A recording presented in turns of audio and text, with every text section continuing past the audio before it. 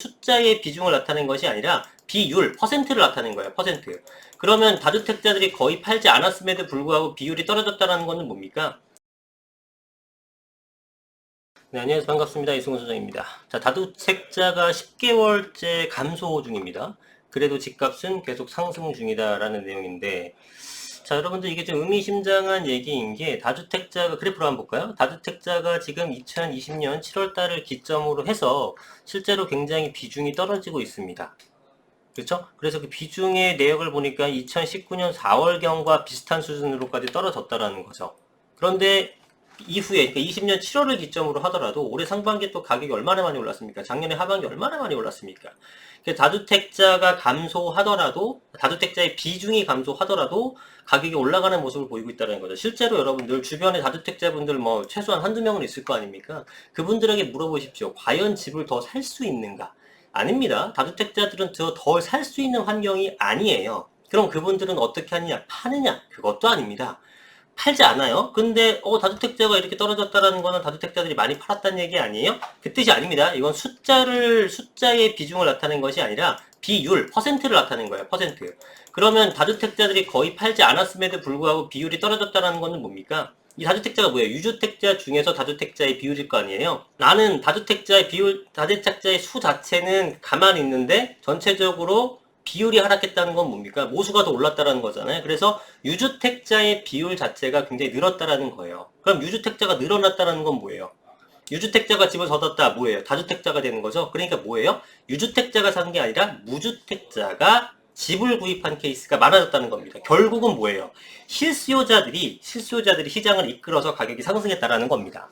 정부는 지금도 뭡니까? 얼마 전까지도 주택임대사업자에 대해서 폐지 얘기가 나왔다가 언론에서 뭐라 하니까 속 들어갔잖아요. 그게 뭐예요? 결국은 아직도 다주택자들, 너희들 때문에, 너희들이 집 사는 것 때문에 가격이 올라가고 있다라는 거를 유지하고 있습니다. 그런 스탠스를 여전히 유지하고 있는 거예요.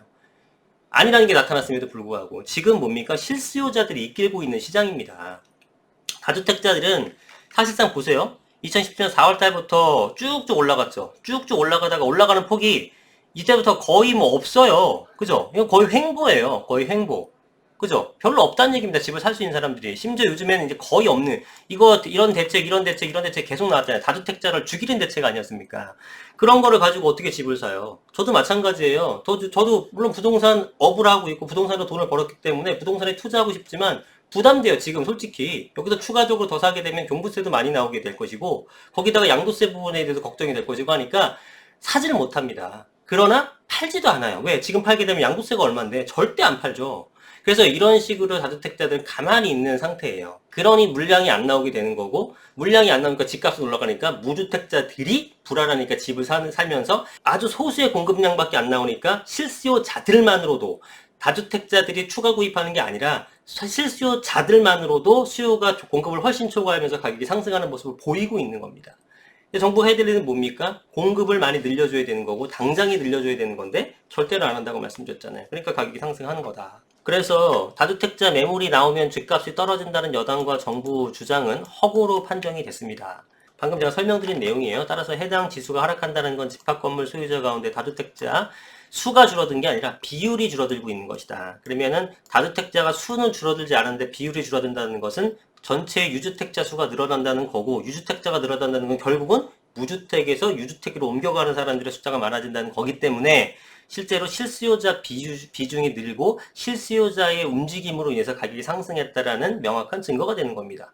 그런데 아직도 정부는 다주택자를 잡기 위해 혈안이 돼 있다. 이거는 사실은 집값을 잡는다라기보다 표적을 만들어야 되는 거잖아요. 표적을 만들어서 정부는 열심히 했는데 너희들이 계속 그렇게 우리 말 안 듣고 집을 사는 투기꾼, 너희들 때문에 이렇다라고 계속 이쪽에 책임 전가를 하는 거죠.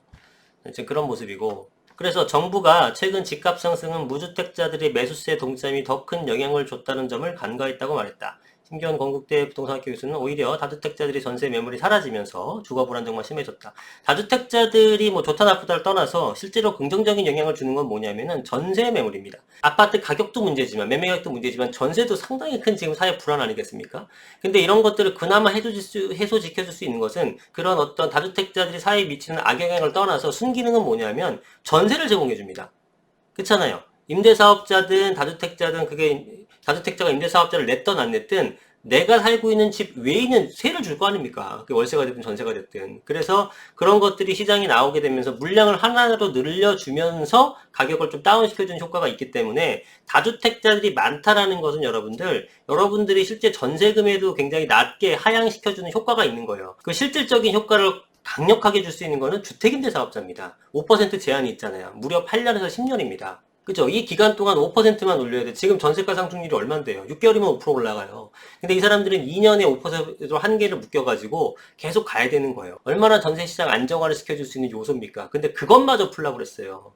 그럼 집값은 집값대로 안 잡히고요. 전세는 정말 거의 폭풍 전야 직전이었죠.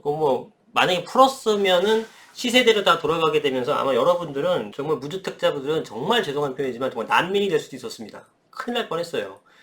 그나마 지금 그게 논의가 좀 들어간 것 같은데 다주택자들을 옥죄고 싶으면 일단 전세대책부터 완벽하게 강구해 놓은 다음에 해야 되는 겁니다. 순서가 중요한 거예요. 무슨 얘기인지 알겠죠? 정부가 사실 이런 거에 대해서 이 부동산 쪽 분야를 보니까 4년 동안 제가 지켜보니까 전혀 전문가가 없기 때문에 자꾸 헛발질을 해서 걱정이 됩니다. 앞으로 남은 1년도 여러분들 잘 버티셔야 될 것 같아요. 자, 어쨌든 보셨죠? 실제로 데이터로 봤을 때 다주택자가 감소하니까 그 집값을 올리는 주범은 다주택자가 아닙니다. 네, 여러분들이 지금 시장 판단을 정확히 해보시고 내가 어떻게 해야지만 이 난관을 극복할 수 있을지 잘 전략을 개개인별로 세우시기 바랍니다. 이 다주택자나 유주택자나 무주택자나 내가 지금 전세에 살고 있냐 어느 지역에 살고 있냐에 따라서 다 전략은 틀리기 때문에 일괄적인 전략을 제가 말씀드리긴 힘들어요. 시장의 움직임이나 흐름을 잘 살펴보고 내가 어떻게 해야지만 여기에 방어할 수 있겠구나를 잘 캐치해 보시기 바랍니다.